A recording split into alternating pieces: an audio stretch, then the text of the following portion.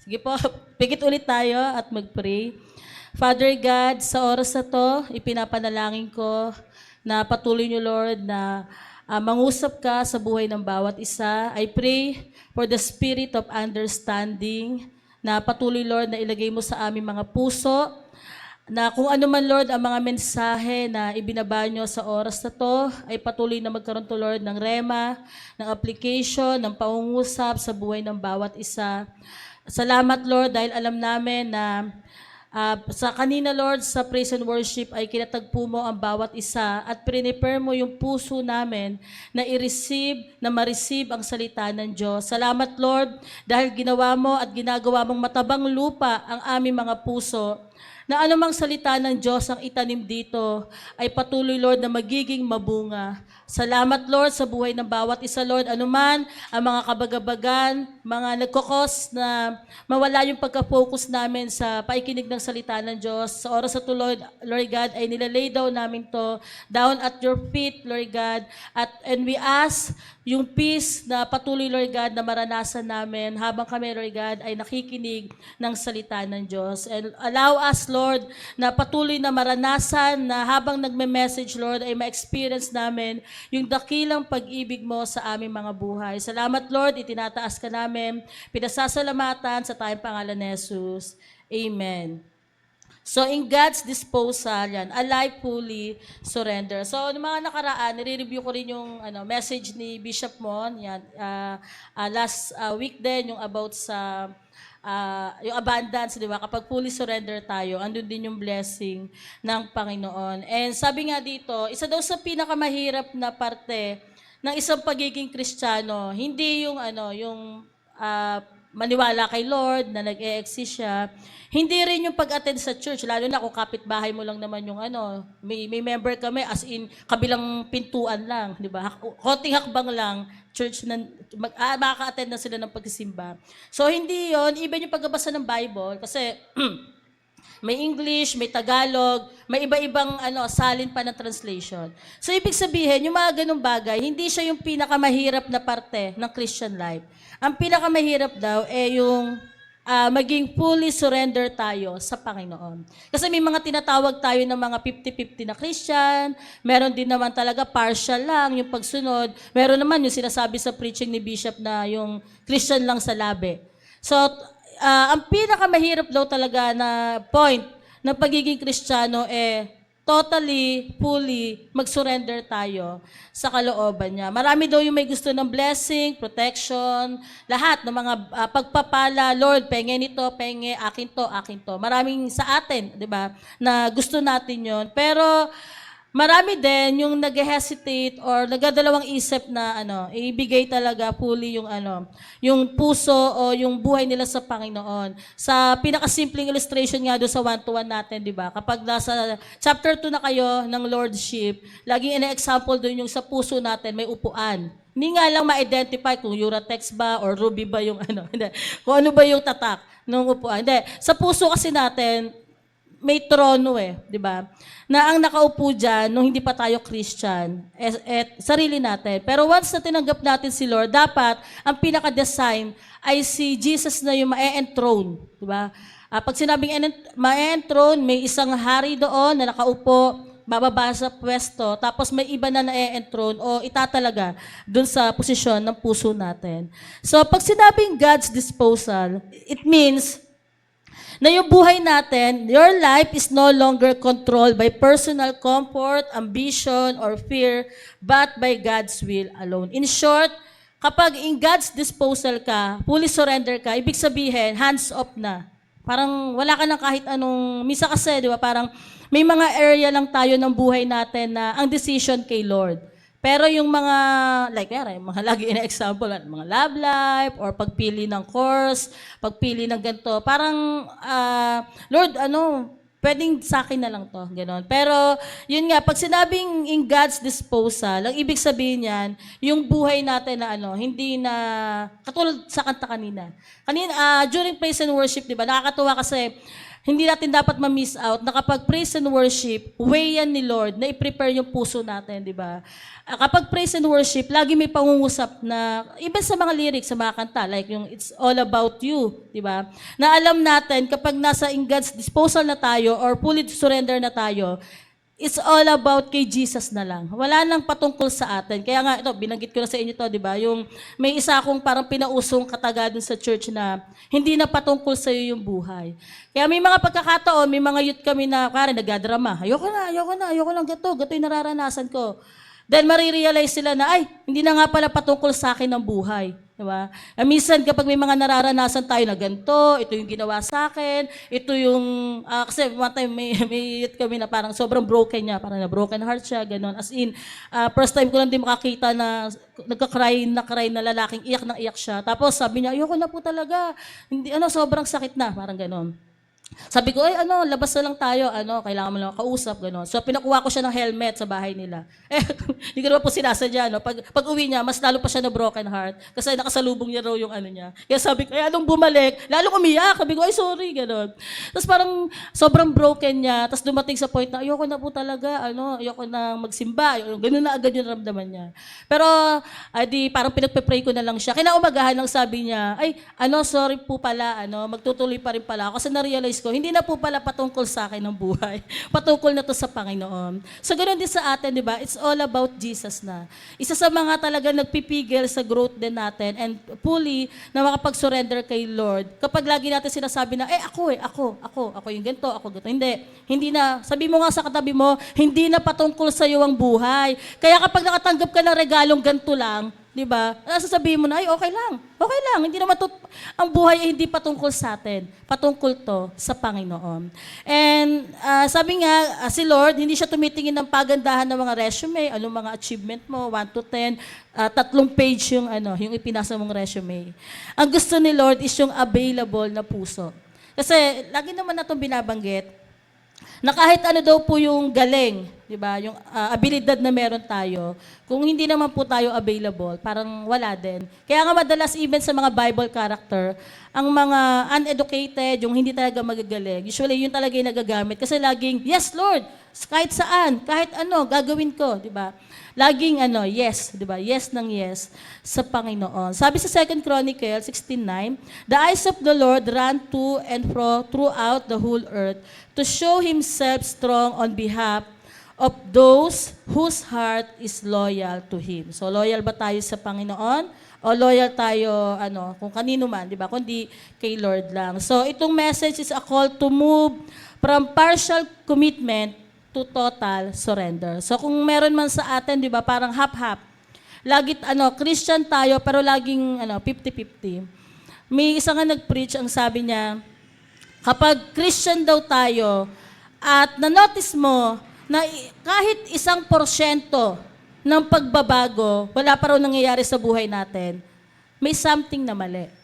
Unuulit ko, kung Christian ka na ng ilang buwan o ilang taon, tapos napansin mo, same at same. Parang kahit 1%, parang wala na bago sa akin. Parang ako pa rin yung yung mga nakaraan.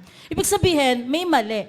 Parang baka iba yung na-meet mong gasp o wala talaga encounter. So kung sa atin, di ba, parang ang na-experience natin na, Lord, bakit parang wala nagbabago, di ba? Pero ang pag-pray natin na, Lord, gusto ko lang maging fully surrender sa'yo at inaalaw kita na ikaw yung mangusap at kumilos sa buhay ko. So, pag sinabing fully surrender, di ba? So, na point number 1, yung understanding ownership, di ba? Sabi doon, you are not your own, di ba? Hindi na tayo to, kasi itinubos na tayo, di ba? Sabi nga sa Bible, bought with a price. So, Corinthians 6:19-20, that you are not your own, for you were bought at a price. So, alam nyo na yan, na hindi tayo itinubos sa kahit ano pamagitan ng salapi, kundi sa kanyang dugo, di ba? So, salvation is not just for forgiveness, but it is ownership transfer. So, ibig sabihin, kung dati, tayo po ay nasa kadiliman, kakampi pa ng kaaway, pero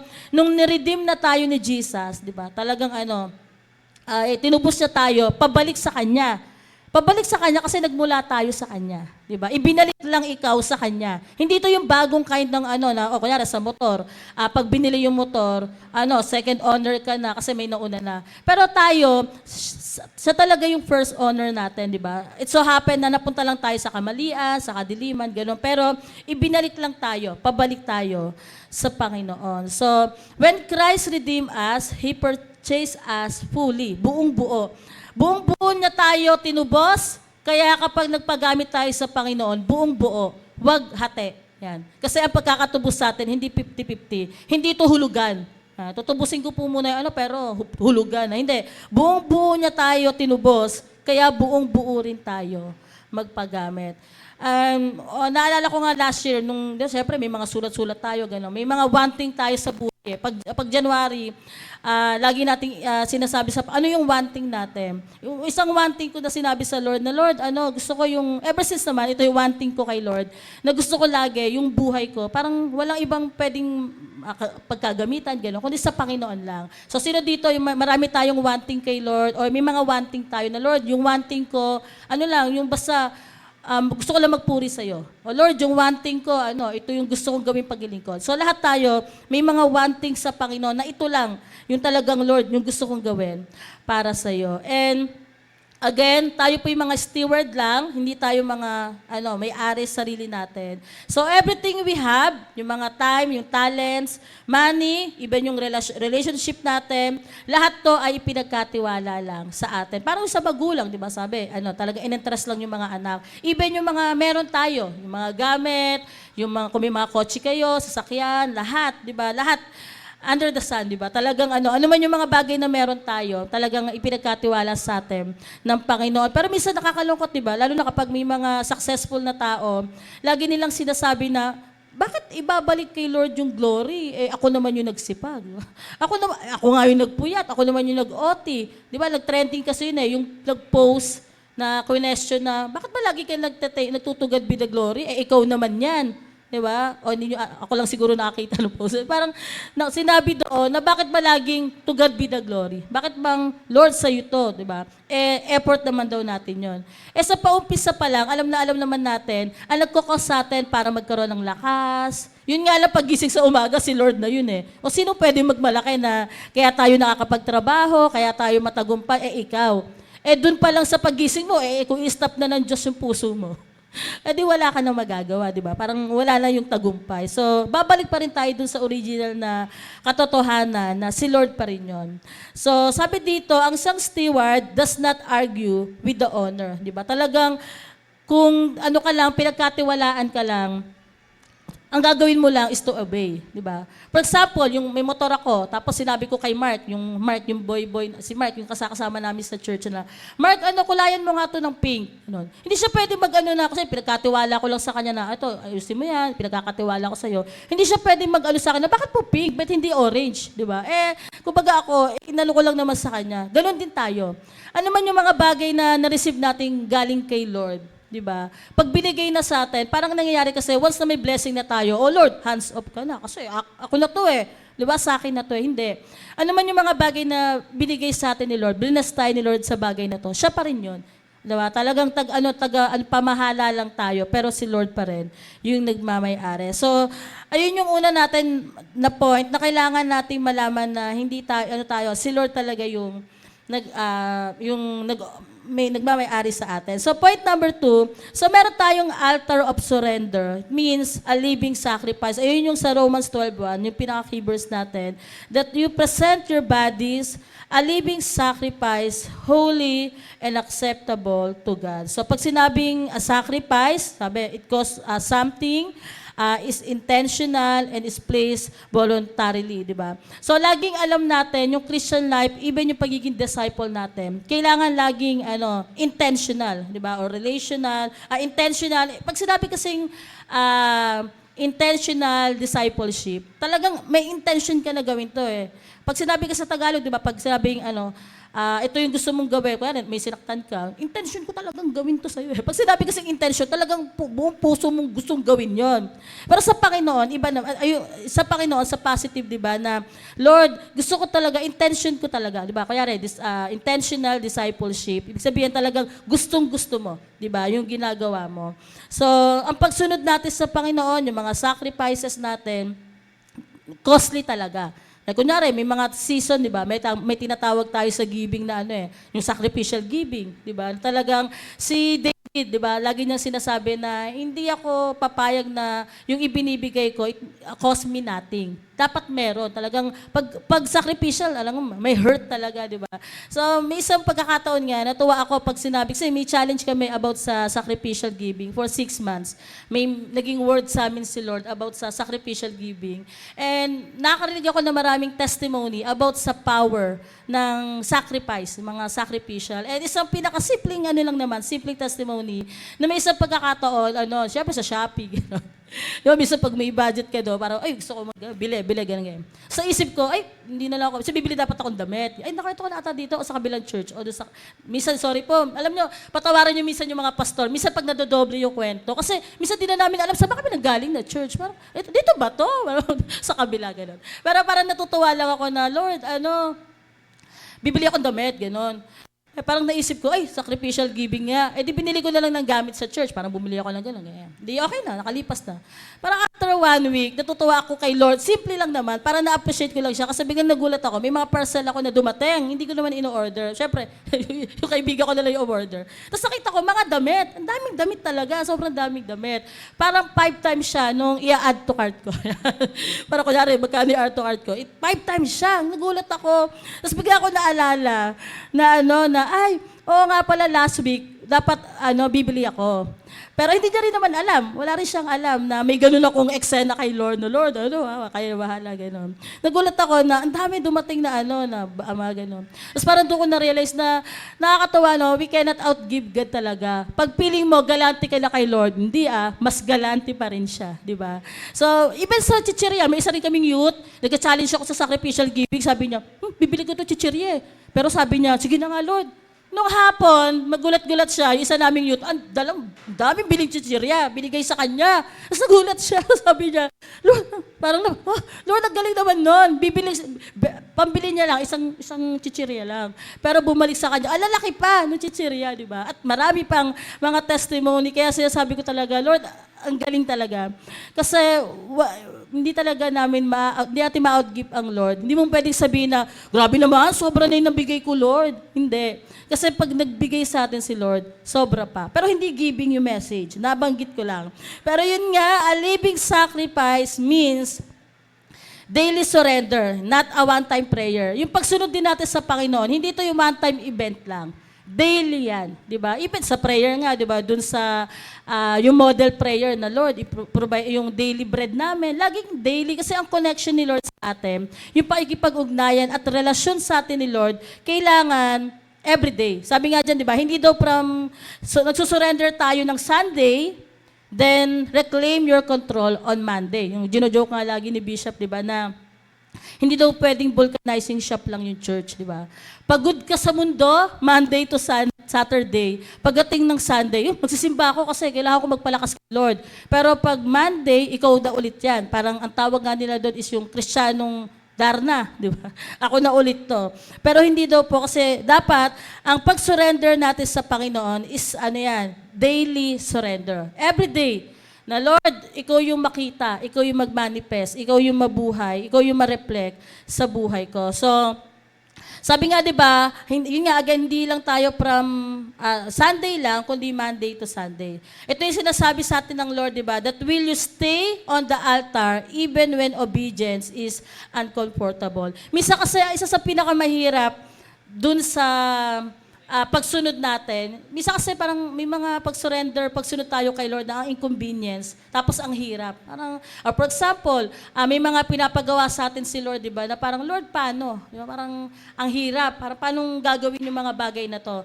May mga pinapagawa sa atin si Lord na hindi mo masyadong makuha, na Lord, ang hirap naman ito. Pero, lagi natin tatandaan yung kwento nung kay Abraham. Alam niyo po ba na si Abraham, hindi lang naman basta naging madali sa kanya yung yung i-offer mo sa Isaac, tapos biglang papatayin si Isaac, di ba? Minsan namamangha tayo na ang galing naman ni Abraham kasi talagang nagawa niya agad yung kay Lord. Pero pag trinace niyo po yung Bible, sa maraming kwento sa buhay ni Abraham, hindi lang yun yung unang beses. Maraming beses at pagkakataon na tinest na talaga si Abraham about sa faith niya. O, sumunod ka sa akin, punta ka sa lugar na ituturo ko. O, gato yung gawin mo, gato yung gawin mo. So, ibig sabihin, yung daily surrender ni Abraham ay na-practice. Kaya nga po siya tinawag man of faith eh. Kasi maraming pagkakataon sa buhay niya na na-test talaga yung faith niya. Pero lagi siyang nagtatagumpay sa Panginoon, di ba? Kaya nga, even yung kay Isaac, di ba? Kay Isaac, na ang sinasabi doon, ibigay sa akin. Sabi ni Lord, i-surrender mo yan sa akin. Pero alam niyo, bakit gano'n na lang kawiling si Abraham? Kasi alam niya nga that God will provide. Kaya nga naging Jehovah Jireh yung name ni Lord doon, di ba? Pero bukod pa doon that God will provide, alam kasi ni Abraham na kahit naman mamatay si Isaac, si Lord siya yung kayang bumuhay, di ba? Ganun yung faith na meron si Abraham. So ganun din sa atin, di ba? Hanggang saan kaya nating mag-obey kay Lord sa mga times sa uncomfortable or inconvenience yung pagsunod, di ba? Kunyari sa mga outreach, sa mga pinupuntahan natin mga mission, sa mga ipapagawa sa atin ng Panginoon, di ba? Na Lord, paano ako susunod? Kung parang walang-wala talaga, di ba? Kaya sabi nga dito, hindi daw natin kailangan agad makita yung full details na, Lord, pag ba sumunod ako sa'yo, ganito ba yung mangyayari? Sige nga, Lord, latagan mo nga ako. Ano bang mangyayari pag sumunod ako? Pero okay lang, kung susunod ka, humingi ka ng kahit isang promise kay Lord. Na Lord, pag sumunod ako sa'yo, may ibibigay na si Lord na word sa'yo. And I remember din, nung high school ako, fourth year high school May, 2007, 6 o 7 ata yun. Nung time na na parang nag-decide nga ako na gusto ko ito yung pangarap ko kay Lord, parang gusto ko maglingkod sa Panginoon, gano'n. Tapos nung ko na sa heart ko na, after kong mag-college, gusto ko na lang ibigay talaga fully yung buhay ko sa Panginoon. Then nung nagpe-pray ako, sabi ko, Lord, paano? Paano yung pamilya? Paano yung provision? Baka pumayat ako, magutom ako. Paano yung mga ganon? Habang nagpe-pray ako, narinig ko sa heart ko yung sinabi ni Lord na, huwag kang matakot sumunod. Hindi kita pabayaan. Hindi nga lang yun hindi kita pabayaan, pati pamilya mo. Kaya nung nag-go ko kay Lord, hanggang ngayon, ilang years na ako kay Lord? 19 years na nakakalipas. Kapag may mga time na parang nalulungkot ako, may mga pinagdadaanan, lagi nare-rewind sa mind ko yung ipinangako ng Diyos na huwag ka matakot sumunod, di ba? Hindi kita iiwan o hindi kita pababayaan. Sabi niya pa nga, ako yung bahala sa'yo. Kaya sa ministry, sa Christian life ko talaga, lagi ko naalala yon at lagi ko pinaparemind kay Lord na, Lord, ito yung pangako mo sa akin na hindi mo ako pababayaan. Even sa church, sa ministry, di ba? Full-time ako, kaya minsan, isa talaga sa nagitakot ko yun nung nag-church saan ba kami? Sa Tunasan. Na hindi ko alam paano. Di ba? Parang, Lord, paano? Paano makakabili ng upuan? Paano yung ganyan? Paano yung TV? Paano yung ganyan? Parang, pero nung time na nga na nag-yes, bigla ako napasabi na, Sabat, dapat pala. Kung alam ko lang na gato pala, di ba? Parang, Lord, talagang ikaw yung nangako, di ba? At tutupad ng mga sinabi mo. Kaya minsan may mga sitwasyon sa atin na natatakot tayo. Pero ang pinakakailangan ni Lord, yung simpleng alam niyo po ba, na yung simple yes, kahit nga daw po na yes yung bulong lang, kinikip yun ni Lord. At naaalala yun ni Lord. Kahit na, kunyari, may mga altar call, di ba? Hindi ka lumapit. Pero ang sabi mo, yes, Lord, susunod ako. Kahit yung bulong lang na yes, naririnig yun ni Lord. Kahit yung pinakamaliit mo lang na yes, di ba? Ino-honor yon ng Panginoon. Kaya kung akala natin, di ba, nakalimutan tayo ni Lord sa mga pinapagawa, di ba? Pero even yung maliit mo na yes, di ba? Naririnig yun ng Panginoon. So again, worship then is surrender. Every time na nag-worship tayo, di ba? So kaya nga ako, isa rin yun sa dinidesire ko rin talaga, di ba, na yung bawat isa na tumatak sa isip natin, na kapag praise and worship, isa yun sa dapat hindi lang maging familiar sa atin. Ay, ayan na, isang song, opening song. Dalawang worship. Ayan na, ano na, palastri na yung song lead, di ba? Tapos na, di ba? Pero ang ipanalangin natin sa Panginoon na kapag nag-praise and worship natin, Lord, ma-encounter, alam nyo, pag praise and worship talaga, napakahalaga kasi yan yung time na may move, may pagkilos. Meron ka mga prayer na baka nandun sa lyrics yung sagot. Baka may mga ipinapanalangin ka o message na dun mo mararanasan. Diba? Na kapag, kaya nga po ang equal daw po lang, hindi daw po pwede na tsaka na lang ako a-attend pag word na, pag sermon na. Lalagpasan ko na yung opening prayer, lalagpasan ko na yung praise and worship. Hindi po ganoon. Kasing kahalaga din ng praise and worship, yung message. Kasi sa praise and worship, dun yung time na piniprepare ni Lord yung puso natin. Kaya kanina yung prayer ko, di ba? Na Lord, salamat dahil inihanda mo na yung puso namin na maging matabang lupa. Yan. Kasi during praise and worship, inaararo na ni Lord yung puso mo. Kapag may mga kabigatan ka pa, inaararo na kung saan, pag praise and worship, pinapa-experience na talaga yung pag-ibig niya sa atin. So true worship, hindi lang to about sa singing, but it is about yielding, di ba? So sino dito na kapag nagpupuri tayo sa Panginoon, inaalaw mo lang. You just allow the presence of God na Lord, basta magpupuri lang ako sa'yo, tapos mag-move ka sa akin, di ba? Na minsan hindi na natin napapansin kung tumaas, gaano kataas yung kamay natin, yung boses ba natin, baka pag-usapan ako, wala sa tono, di ba? Parang wala tayo pakay kasi parang sa part natin, Lord, gusto ko lang ma-experience, di ba? Talagang bigyan natin ng space si Lord na i-allow ang presence ni Lord na talagang ma-experience ng bawat isa sa atin. So wag po nating hayaan na malalagpasan lang tayo ng papurit pagsamba. Like kaya kanina, di ba? Talagang sobrang nung kind of worship na para bang extend na lang natin hanggang yung papurit pagsamba natin sa Panginoon. Yun yung wag natin ma-miss out na yung isa doon, rating na sa langit, ikaw nandiyan pa lang sa may labasa, di ba? Parang hindi pa nakakaakyat ng onte, di ba? Pero alam natin na every time na nagpupurit, sumasamba tayo sa Panginoon, talagang nandun yung very presence ni Lord. So kanina, yung binasa natin doon sa point 3 naman natin, availability before assignment. Ganun sa Isaiah, di ba? Talagang inamin niya sa Panginoon na, Lord, marumi ako di ba? Parang ang dami ko kasalanan. Pero bakit ako? Bakit ako yung gagamitin mo? Sabi doon sa indescribable na kanta, you see the depths of my heart and you love me the same. Alam niyo, ilang beses ko na po naririnig yung kantang yun. Pero kanina, parang may something sa kalooban ko na parang di ba? Parang, Lord, di ba? Parang, kitang-kita ni Lord. Sabi, yung puso natin, pinakamarumi. Taguan ng kasalanan, sikreto, yung pinaka-itinatago natin kasalanan, nasa puso. And then sabi doon, you see the depths, yung pinaka-ibuturan at kalalim-laliman ng puso. Ibig sabihin nun, yung pinakakalaliman na karumihan ko, kasalanan ko, and you love me the same. Hindi ba yung nakaka-something na parang mag-cause ka na, parang talaga mapapaano ka na parang, Lord, grabe no, ganun mo ko, ganun pinapatunayan ng Panginoon na ang pag-ibig niya sa atin ay hindi ito patungkol sa atin na ano ba tayo, mabuti, mabait, banal ba tayo, perpekto. Hindi Sabi doon, alam ng Diyos kung sino ka. Sa sikreto man, taguman yan, ano man yung mga nakaraan natin, pero sinabi doon, mahal niya tayo. Diba? Hindi ibig sabihin, you love me the same. Ibig sabihin, ang pag-ibig ng Diyos po ay hindi bumababa, the same. Dahil God is love Walang hindi na po yun, kaya nga, alam niyo yung mga ginagawa natin, hindi yung pandagdag, taas. Laba ko ni Lord kasi spiritual ako. Sino dito yung, feel ko yung Sunday ngayon kasi galing ako OPM galing ako, puspos ako galing ako revival So ibig sabihin, pag Monday, Tuesday, walang presence si Lord. Hindi, dapat po, ang nararanasin nating pag-ibig kay Lord everyday, same.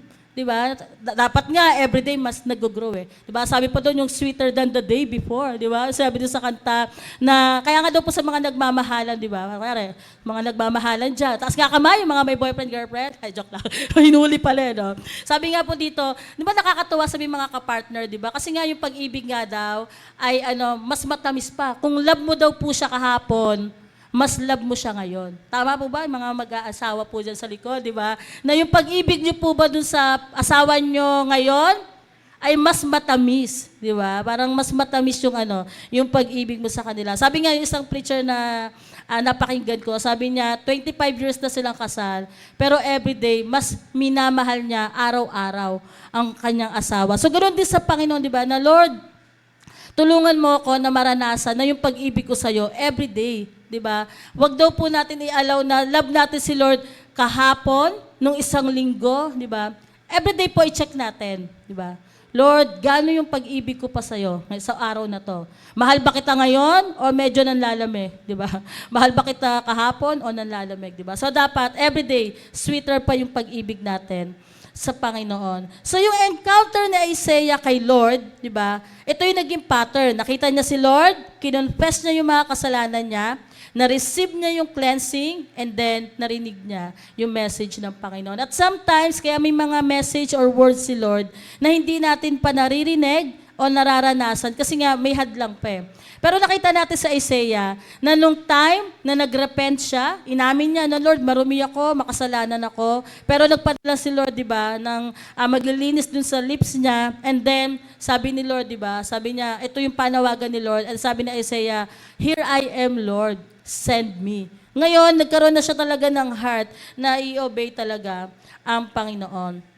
Ito yung naging encounter niya, di ba? Only after cleansing did Isaiah hear the question na, "Whom shall I send?" So, minsan ganun din sa atin, sa Christian life natin na pag kinamusta ka, kamusta ka, may panawagan ba sa'yo si Lord? Wala naman ako narinig.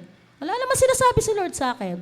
Kasi nga, baka may mga nagkukos sa atin, di ba? Para, hindi marinig yung panawagan o yung pagkilos ni Lord sa atin, di ba? Pag may nangamusta ba sa atin na, kinukwento ko kay Dimple kanina, pagdating ko, kinamusta ko siya, sabi ko, "Paul, kamusta?" Di ba? Usually gano'n, kamusta? Di ba? Pero iniba ko, sabi ko kay Dimple, "Lately, Dimple, ano yung mga mensahe sa'yo ni Lord? Ano ba yung nararanasan mo sa Panginoon?" Kasi binibiro ko siya, may na-meet ako, nagulat ako kasi sabi niya sa akin, "Pastora, hello po. Di ba dapat kamusta?" Hindi. "Pastora, lately, ano yung message sa'yo ni Lord? Ano yung ibinababa niya sa puso mo? Ano yung plan?" Nagulat ako na, bakit Doon mo talaga masasabi na, dapat nga naman, di ba? Alam mo na meron kang encounter kay Lord palagi. Hindi yung, 10 years ago po, may message si Lord. Ang tanong, kunyari dito, kailan niyo po huling narinig si Lord? Ay, maririnig ba siya? Kailan niyo po huling narinig ang pangungusap ni Lord? Last week, last month, o kaninang umaga bago kayo pumunta dito, di ba? Dapat maano tayo na, minsan kaya, noong una, kinukwento lang sa akin yun ng kaibigan ko, ni Dana, ganun daw mga mustahin si Ate Kes. Nung pumunta na sa church namin, napatunayan ko nga kasi nung kinamusta ko, "Pastora, lately, ano pong message ni Lord? Ano nilalagay niya sa puso mo?" Napaisip ako, sinabi ko, ito po yung mga message ni Lord, ito po yung nilalagay niya, di ba? Kaya si Dimple, ginoke ko, "Dimple, dapat ganun yung batian natin. Dimple, anong message sa'yo ni Lord? Kamusta ka? Di ba? Anong pinapagawa sa'yo ni Lord?" So, ibig sabihin nga dito, si Isaiah, naging willing lang siya na sabihin na, "Here I am, Lord, send me." Nung totally talaga, na-cleanse na siya ng Panginoon, di ba? So, sabi nga, ito po yung power ng "Here I am," di ba? Hindi niya sinabi na, "Lord, saan pupunta?" Di ba? "Lord, saan mo ako dadalhin? Gaano katagal? O ano yung magiging cost nun sa akin?" Hindi na maraming tanong sa Isaiah eh. Sabi ni Lord, "Sino ipapadala ko?" Ang sagot ni Isaiah ba ay, "Saan ba, Lord?"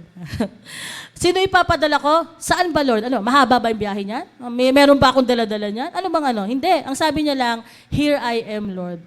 So sa atin po, may mga pagkakataon na mapapa-yes lang talaga tayo kay Lord.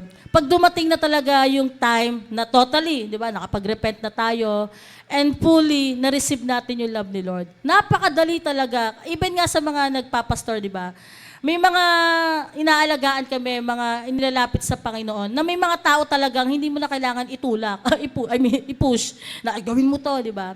Kasi yung kabataan, yung member na siya mismo, may personal encounter kay Lord, hindi mo siya kailangan utusan. Di ba? Hindi mo na siya kailangan, gawin nyo to, magbasa ka ng Bible, gawin mo to. Hindi na kami para idikta sa inyo yung gawin nyo to. Hindi.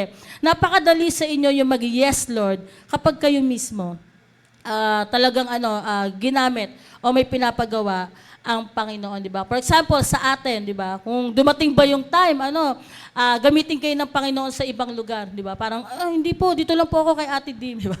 Or talaga magiging willing ba kayo na, Lord, here I am, send me. Sabi nga ng mga Moravians, makilala niyo yung mga Moravians, yung mga missionary, napaka-injustice daw sa isang human o sa isang tao. Injustice na nga daw pag narinig mo daw yung gospel twice. Kasi marami pa mga tao, hindi nila narinig yung gospel. Pero tayo, 10 times mo na narinig yung gospel, pero walang epekto. Pero pumunta po tayo sa mga tribo, hindi pa nila naririnig yung gospel. Pero once na narinig nila, talagang grabe yung pagsuko nila kay Lord. Pero tayo minsan naaabuso natin yung part na ilang beses na narinig yung gospel, paulit-ulit. Injustices na nga daw yun eh. Pag twice mo narinig yung gospel eh. Kasi sabi nga, hindi dapat po, ang tawag daw po sa atin, born again. Sabihin nyo nga, born again. Hindi daw po, born again and again and again and again and again and again. Diba?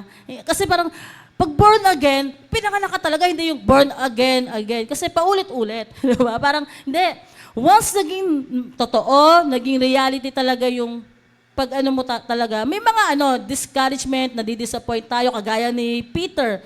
Nung sumunod siya kay Lord, totally, iniwanan niya yung lambat niya, sumunod kay Lord. Pero sa journey niya, nadi-discourage siya, talagang tatalikod siya, ikinalulu niya pa si Lord. Pero, go pa rin, di ba? Ganito rin sa atin, di ba?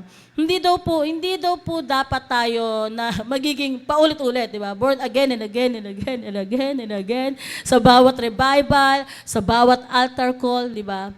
Nawa dumating sa time yung buhay natin na once na talagang ma-encounter mo na fully and totally ang Panginoon, meron ng changes sa buhay natin. Diba? Na talagang, Lord, nabago na talaga ako. Diba? Every day, binabago tayo ng Panginoon. Maging willing lang din tayo. Kaya nga, sabi nga, ito yung naging tugon ni Isaiah, diba? Lord, here I am. Andito ako, Lord. Walang kahit anong talong na iba, ang sinabi niya lang, andito ako, Lord. Ako yung isend mo. Yan. Hindi to here I am. Send them. Yan. Ganun akong friend eh. Who art in heaven. Talaga nagpa-pray kami sa likod ng MH. Feel na feel namin. Bigla sabi niya, Lord, here I am. Send her. Ba't ako? Ikaw nagpa-pray niya, di ba? Again, God is not searching, di ba? Sa mga gifted, di ba? Minsan akala natin ganun eh. Uy, talented to. Ikaw agad, di ba? Pero hindi. Kailangan yung gifts, si Lord, binibigyan niya ng gifts yung mga willing. Sino dito yung zero talent ka? Talagang walang-wala. Pero nung nagpagamit ka kay Lord, sila ka available, talagang naging effective ka na, naging talented ka na. Nung nagsisimula po ako sa main, hindi talaga ako drummer. Nainggit lang ako kasi gusto ni Ate Mer mag-drums, gano'n. Sabi ko, yung ganda naman yung drums. Kasi sa dance ako eh. Sa dance po ako, joke lang. Sa dance ako eh, kasali ako sa dance, gano'n. Parang kakaiba pag drums, di ba? Nagtuturo pa. Sabi ko, gusto ko mag-drums. Parang hindi pa ako masyado marunong noon. Kaya dati po, tanong sa mga sa mga older batch dito, kahit hindi ako part ng music team, lagi ako nandun. Lagi ko pinapanood si Pastor Dan kapag paano siya pagalitan. Hindi, paano siya pumalo, paano yung niya. Lagi lang ako doon. Ilang taon na akong audience lang. Pinapanood ko lang sila, pumalo, ganyan. Tapos, masaya ako hindi naman masaya pag absent si Dan. Ang ibig sabihin. Pag may mga time nga pag wala si Dan, hindi siya available. Asaya ko, alam niyo ba, unang palo ko yung give, tsaka yung tagad Bilagori. Talagang, gumising ako ng ilang linggo ng 3 a.m. para... ganun po talaga ako. 3 a.m. Pinagpe-pray ko yung pagka-drums ko. Talagang unang palo ko lang, talagang saya-saya ko na talagang, alam mo yun, zero po talaga. Wala kaming background ng mga musician, gano'n. Zero po talaga ako sa Pero, siguro, ang inaano ko sa Lord, hindi ako magaling eh. Pero willing ako. Lagi ako available sa practice. Kaya nung mga time na wala si Dan, gano'n, pinapalo ako ng bishop mo. Yan. Hanggang dumating na, yun nga, natuto na akong pumalo, di ba? So, ibig sabihin, sa atin, hindi lang po naghahanap si Lord na, magaling to, pwede na to. Hindi, ang gusto niya, yung mga willing, ginagawa niya yung gifted, di ba? Talagang binibigyan niya ng talent, yung mga magiging willing and available. So, hindi nga pinoforce ni Lord yung surrender, kundi ini-invite niya tayo. Yung surrender po talaga, yung fully pag-surrender natin kay Lord, invitation po yan. Kaya tingnan nyo, manonotice nyo, hindi lahat, di ba?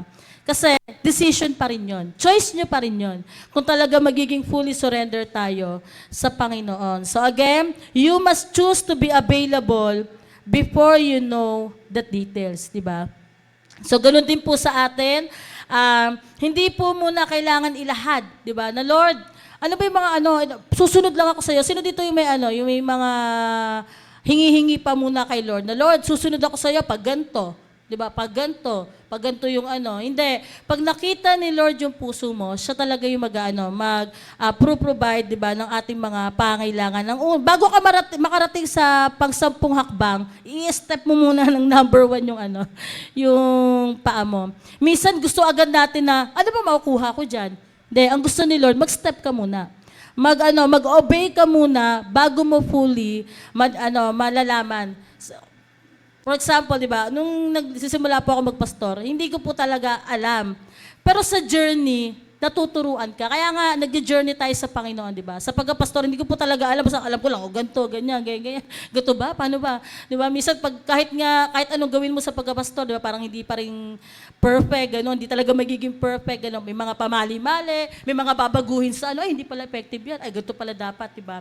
Pero along the way, dahil nga sumunod ka, di ba? Dahil kinasama ka ng Panginoon, nagiging mas maayos, magiging matagumpay. Kaya nga sa atin din, ang gusto ni Lord, unang-una, yung unang hakbang mo. Di ba? Hindi yung pang-10 hakbang.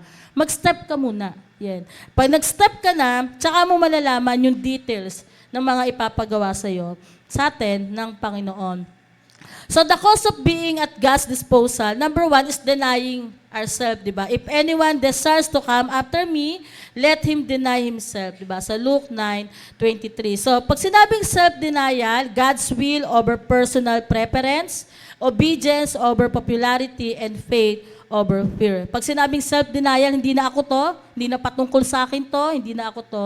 Pag sinabing self-denial, di ba, si Lord na talaga yung masusunod sa atin. So what it may cost you, pwedeng yung comfort, yung relationship, yung career, yung reputation, even sa pagsunod natin sa Panginoon, tatandaan nyo palagi na sobrang costly ng pagsunod natin, hindi lang sa'yo, even sa mga tao sa paligid mo, di ba? Talagang magiging costly. Nandun yun sa may yung sa may sermon ni Charles Stanley, di ba? Na yung pagsunod natin sa Panginoon, sobrang costly yan. Hindi po madali, pero alam natin na worth it yung pagsunod natin sa Panginoon. Kasi alam natin na talagang worthy si Lord na i-receive yung inheritance niya, di ba? Alam ko, binanggit ko na yan dito na yung Lamb of God is worthy to receive the full reward of His inheritance, di ba? Ibig sabihin, kailangan ma-receive nung Lamb of God, di ba? Yung ma-redeem, di ba?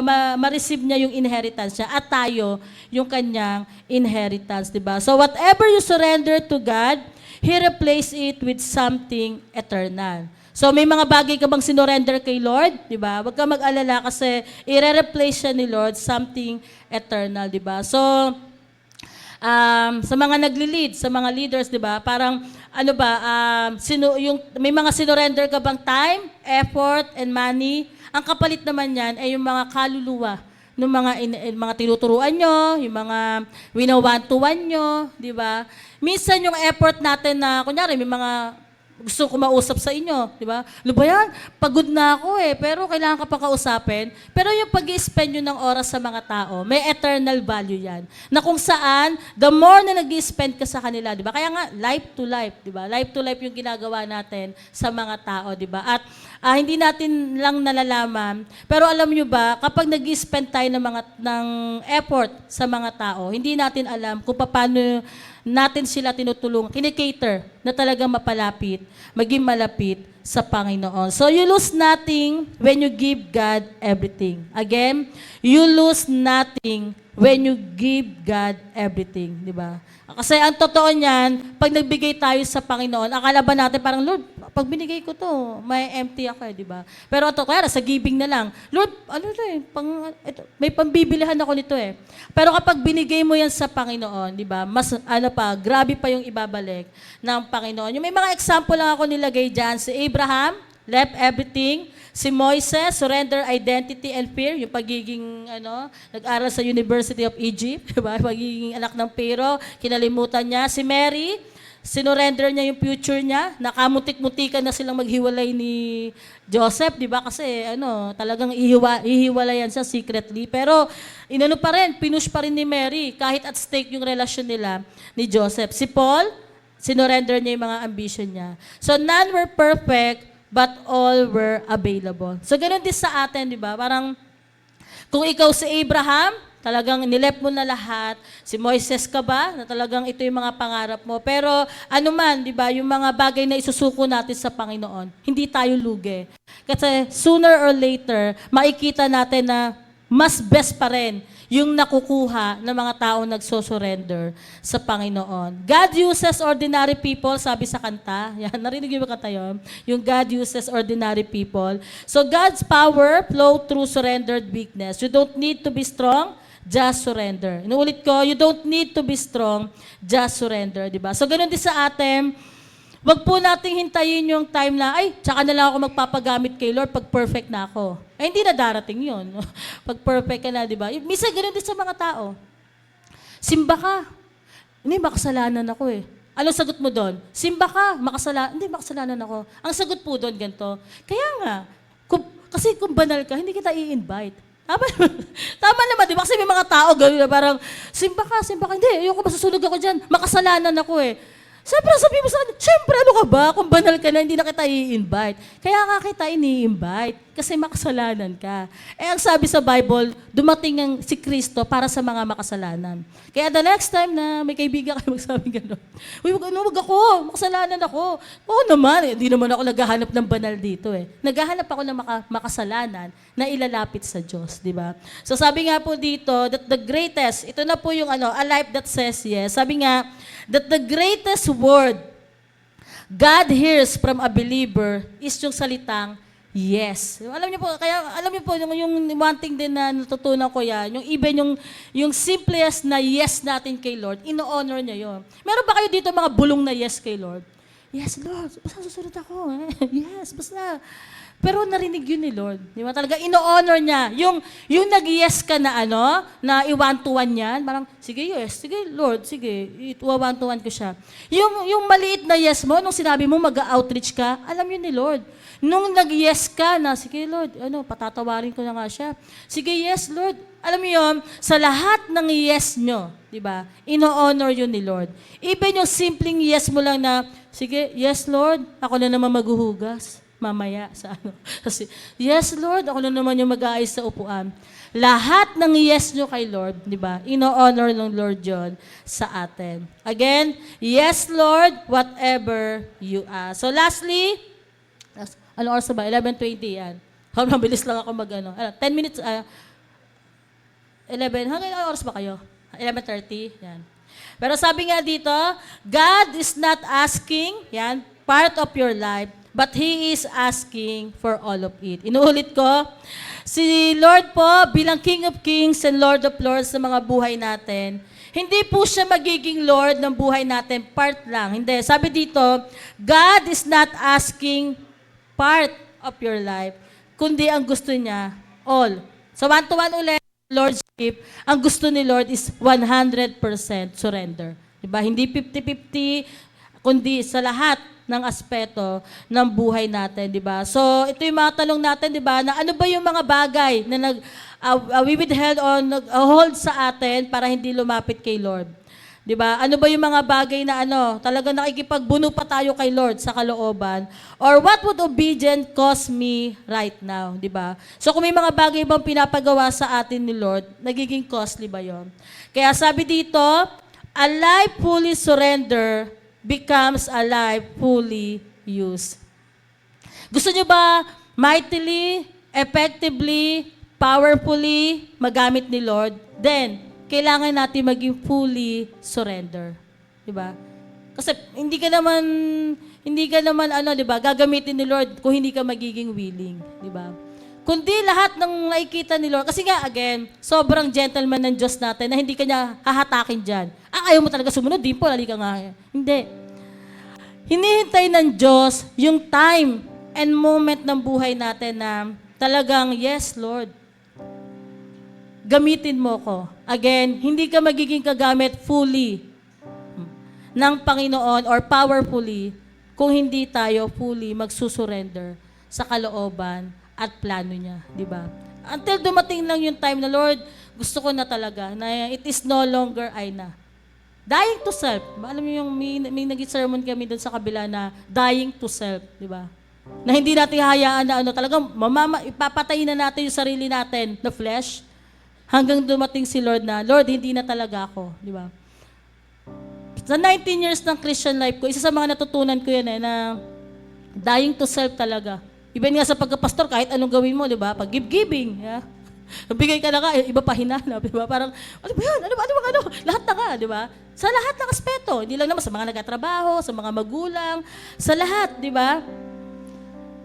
Ang pinaka-desire talaga ng Panginoon, kung gusto mo maging kagamit-gamit, kailangan mo muna fully, di ba? Kagaya ni Isaiah, nagpalinis muna siya, humingi muna siya ng tawad ng Panginoon. Then, nung nagtanong na si Lord, biglang sinabi niya, "Here I am, Lord, send me." So, ganun din sa atin, di ba? Kung meron man sa atin, talagang ginugusto mo talaga na, Lord, gamitin mo nga ako. Paano nga magiging kagamit-gamit? Yung simpleng mga bagay nga lang na pinapasurrender ni Lord, hindi nga kaya, di ba? Na totally, talaga pag-pray ka, talaga buong puso, Lord, gamitin mo ako. Talaga ba? Nga. Sige nga, ito nga, surrender mo nga sa akin. Ito nga, isuko mo nga sa akin. Basta Lord, gamitin mo ko. Pero hindi, yung mga simple nga, pag hindi kaya, hindi. Again, hindi partial. Ang kailangan ni Lord, fully surrender. At yung taong magiging fully surrender sa Panginoon, hindi ko alam kung si D.L. Moody nagsabi noon, kung gusto, sabi niya, tignan nyo kung anong kayang gawin ng Diyos. Tagalog ko na lang, inaano yun lang. Sabi ni D.L. Moody, sabi niya doon, tignan nyo lang kung anong kayang gawin ng Diyos dun sa tao na fully surrender sa Kanya. I-check nyo, kunyari dito, i-check nyo. Ano kaya nagagawa ni Lord dun sa taong fully na sumusuko sa Kanya? Hindi ba effective yun? Di ba? Yung tao yun, sobrang effective nun. Sobrang grabe yung ginagawa niya kay Lord. Anong secret? Kasi fully, nagpagamit siya sa Panginoon. So, ganoon din sa atin, hindi lang sa ministry, sa trabaho, sa pagiging, kung may pamilya na, kung ano man yung ginagawa nyo, kung estudyante kayo doon, di ba? Lahat, fully surrender tayo sa Panginoon. So, last slide, sabi diyan, ito yung gusto ni Lord, na maging be available lang tayo, maging obedient, at maging in God's disposal lang tayo. Again, pag sinabing God's disposal, yung buhay natin, it is no longer controlled by personal comfort, ambition, or fear, but by God's will alone. Yun nga yung sinasabi ko kanina. Simula sa araw na to, Lord, hindi na to patungkol sa akin. Lagi nang patungkol sa iyo, di ba? Hindi na it's all about you na, Jesus. Hindi na to sa akin na ito yung nangyari, ito yung naganap sa buhay ko, di ba? Pero laging patungkol yan sa Panginoon. And alam niyo, last na lang bago tayo closing prayer. Paano ba darating yung time na magkakaroon tayo ng turning point na masabi nating, Lord, gusto ko na maging fully surrender sa iyo. Pero alam niyo, ang hirap ka talagang maging fully surrender kung ang dami nating bitbit. Diba? Parang ang daming mga bitbitin. Doon nga sa Run of Praise, doon sa Hebrews, pag daw tumatakbo tayo sa Christian life, dapat walang bitbit. Tingnan niyo yung mga runners, halos yung sando nila at short, sobrang gaan lang, di ba? Kasi walang naka-heels na tumatakbo sa marathon. Wala rin naka-coat, di ba? Lahat ng mga unnecessary, mga garbage ng buhay natin, lahat ng mga bitbitin natin, unless i-fully surrender natin na, Lord, ang hirap pala tumakbo na Christian na ang daming bitbitin. Mga puot, may mga disappointment, mga frustration, mga nakaraan, mga hindi ko ito nagawa sa Lord. Minsan nalulungkot tayo pag may mga bagay na hindi tayo nagawa. Pero kailan yung time na talagang, Lord, or sino dito, di ba, na gusto niyo dumating yung point sa buhay niyo na, Lord, gusto ko na talaga maging fully surrender sa'yo. Darating yon sa time, pag inalaw natin fully, na ma-experience natin, di ba, yung pag-ibig ng Diyos sa bawat isa. Na i-address natin yung yung mind natin, yung heart natin na, Lord, yung moment nga, tingnan mo yung encounter ni Isaiah, malaki yung naging factor na yun eh. So, ang tanong, meron ba o sino ba dito na nagkaroon na kayo ng encounter kay Lord, na yung buhay nyo na bago talaga, di ba? Change you from glory to glory, nagkaroon ng turn around yung buhay nyo, and you will never be the same again, sabi nga. So yun yung maging panalangin natin na, Lord, ang dami kong bitbitin, di ba? Lahat naman tayo, may mga kanya-kanya tayong bitbitin. Pero right now, ang desire ng Panginoon is, sabi niya, pwede bang ibaba mo lahat ng dala mo? Lahat ng concerns, lahat ng Christmas, dami ko iniisip, Christmas party pa, dami ko, may inaanak pa ako, Lord, ang dami kong bitbit, ang dami kong Pero alam niyo, minsan pag ang dami natin bitbit, hindi natin, maalaw ang Diyos na Lord. Di ba? Minsan, kailan yung time na, inamin yung, Lord, pagod ako, napapagod na ako, di ba? Parang, alam niyo, yung pinaka nakakapagod sa atin, kapag tinatrying hard natin na i-please yung Diyos, na hindi naman necessary, na parang, Lord, gusto ko na i-please, gagawin ko to sa'yo, gagawin ko to lahat, gusto ko paglilingkod. Di ba nakakapagod minsan yun? Sino dito yung may crush ka, grabe na yung please mo sa kanya, binigyan mo na ng donut, ng milk tea, gano'n, tapos sa dulo, ayaw niya sa'yo. Parang nakakalungkot yung gano'n, grabe ka, lahat ng effort ginawa ko. Pero ang i-asam natin kay Lord, Lord, pwede ba? Nauupo lang ako dito, nakaupo kayo. Uupo lang ako dito at gusto ko lang maging at rest at gusto ko lang mapayapa. Pwede ba, Lord, i-allow lang kita? Pwede ba tayo kumanta? Hindi kasi ako kumakanta. Kung pwede bang yung nag-songlead kanina, kahit isang kanta lang. Then, hindi ko rin alam kung anong kakanta. Siguro kung ano na lang yung nililid ng kanta ko, anong pwede na lang, kung anong pwede kantahin. At ito lang, minuto lang naman, siguro mga 5 minutes lang. Ang gagawin lang natin ay nakaupo kayo dyan. Then pipikit tayo at wala kayo ibang iisipin at rest lang kayo dyan. Huwag na kayo tumayo, upo lang kayo habang kumakanta. At magkaroon lang kayo ng personal na dealing kay Lord ba? Na Lord, lately sobrang kapagod. Parang lately, ang dami kong nagka-trying hard ako, nag-strive ako na gawin to. Lord, nakakapagod na i-please yung mga tao. Parang nahihirapan akong gawin yung mga bagay na to.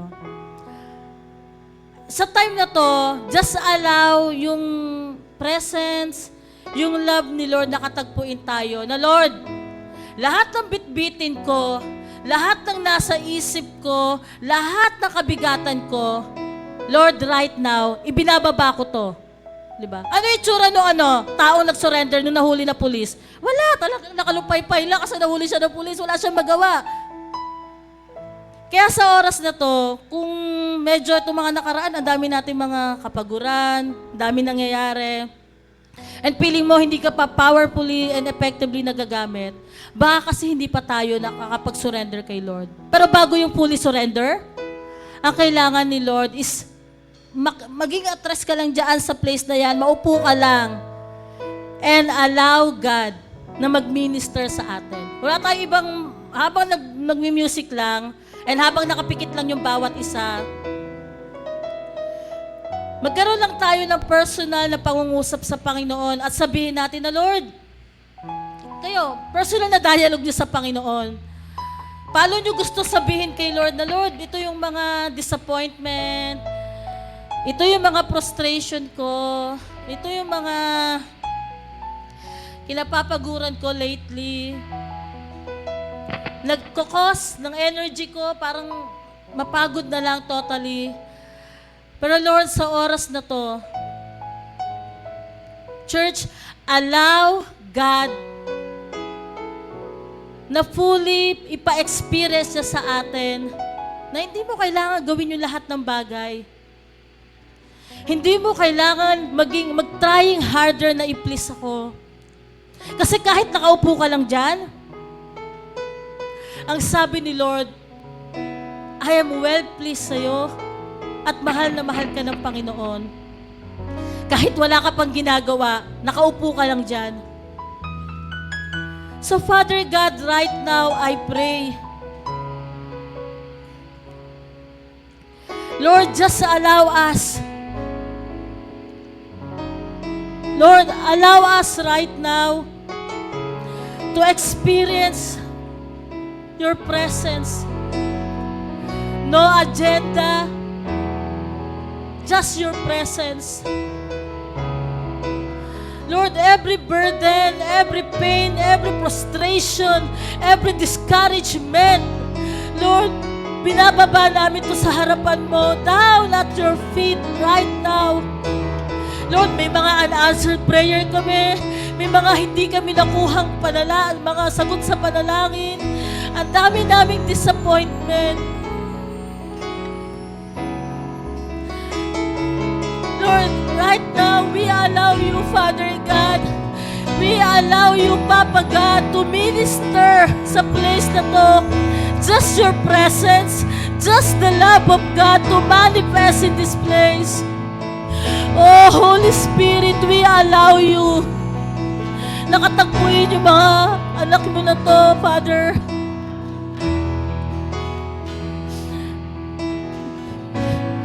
Yes, just stay sa presence ni Lord and allow the presence and the love of God to minister.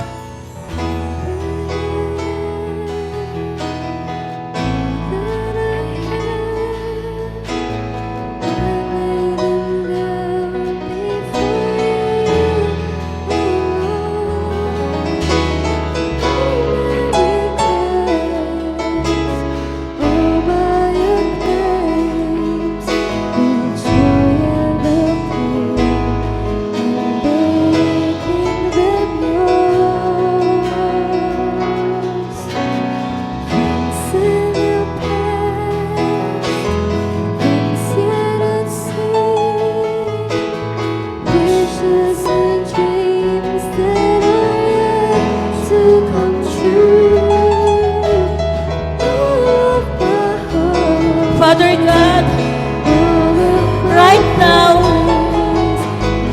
allow your presence, allow your love, Lord, na ma-receive ng bawat isa.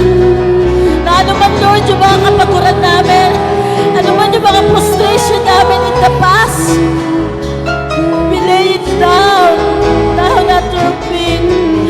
And we allow you, Father God, to minister sa mga puso namin. Nang sa ganon, Lord, sa ganon, maging fully surrender kami sa'yo.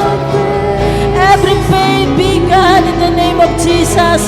Every sicknesses, be gone in the name of Jesus. Lord, kung paano mong sinabi, nung time at baptism ni Jesus, nung nag-open ng heaven, bumaba ang dapat sinabi mo, this is my son, to whom I am well pleased, to whom I am loved. Oh, hallelujah, Lord. Right now, nandito yung mga anak ko, at sinasabi mo, this is my son, this is my daughter. Oh, I am well pleased to you. At mahal na mahal tayo ng Panginoon. Allow Him to minister, for you to be fully surrender sa kalooban ng Diyos.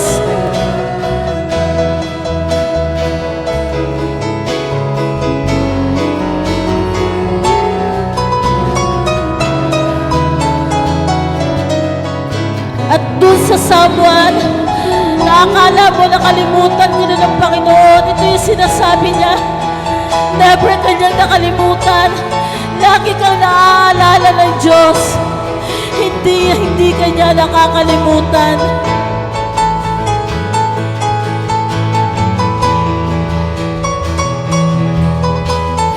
At dun sa someone na natigil na lahat ng pangarap mo sa Panginoon, napagod ka na gumawa sa Panginoon, allow the love and the presence of God to fire, na i-burn ulit lahat ng mga pangarap mo, na ma-i-burn ulit lahat na gusto mong gawin sa Panginoon. Hallelujah. Just say yes to Jesus. Yes, Lord, sa gusto mong ipagawa sa akin. Yes, Lord, sa pag-one-to-one. Yes, Lord, sa pag-outreach. Yes, Lord, sa pag-home Bible study. Yes, Lord, sa pagsusongnin. Yes, Lord, sa mga ministry ipapagawa mo. And most especially, yes, Lord, sa pag-surrender ng buhay namin sa iyo.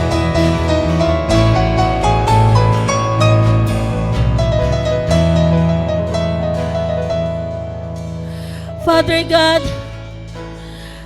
Nakikita mo, Lord, yung pinaka-state ng puso ng bawat sa amin. Na marami sa amin, Lord, nasa end na ng rope. Na isang-isa na lang, Lord, ayaw na nila. But still, inalaw mo, Lord, na marinig nila yung pangungusap mo sa oras na to. At sinasabi mo na kahit gustong-gusto na namin gumibap, pero Lord, salamat. Dahil sabi mo yung pag-ibig mo ay never mag-give up sa mga buhay namin. Lord, unstoppable yung pag-ibig mo sa amin. So Lord, right now, Lord, help us, Lord, na maging atras lang sa pag-ibig ng Diyos. Let the liquid love of God overflow sa buhay ng bawat isa. Allow the presence and the love of God to manifest sa ating mga puso na maranasan ng bawat isa. Na after ng araw na to, hindi natin hayaan na walang na-encounter. Kung kailangan nating sabihin yung pangalan, Jesus, encounter me right now. Kung piling mo walang nangyari, be desperate na sabihin natin, Jesus, inaalaw kita na maranasan ko yung pag-ibig mo sa oras na to. Lord, pagod na akong mabuhay sa sarili ko. Pagod na ako, Lord, na mamuhay sa sarili kong kaparaanan. So right now, Lord, ang tanging gusto ko lang ay maranasan ng pag-ibig, ang presensya mo sa oras na to. Oh, hallelujah. Father God, salamat po sa buhay ng bawat isa. Hindi dito natatapos, Lord, kundi ito yung simula hanggang sa mga susunod na araw. Magiging makatotohanan na, Lord, ang aming relasyon sa iyo. Lord, lagi na namin ikaw mararanasan. Hindi lang every Sunday, kundi from Monday to Sunday. Allow us, Lord, to be intimate sa aming Papa God, kay Jesus at kay Holy Spirit. Help us, Lord, na hindi lang maging religious Christian, kundi talaga, Lord, maging intimate kami sa iyo, Lord God, maging makatotohanan ang aming relasyon sa iyo, na pwede ka naming marinig, pwede ka naming makausap, at pwede naming maranasan ang pag-ibig mo. So we thank you and we praise you. I-cover niyo po ang aming buhay at ang salita ng Diyos na aming napakinggan sa oras na to. At ito'y aming samot panalangin sa tanging pangalan ni Jesus. Amen and amen.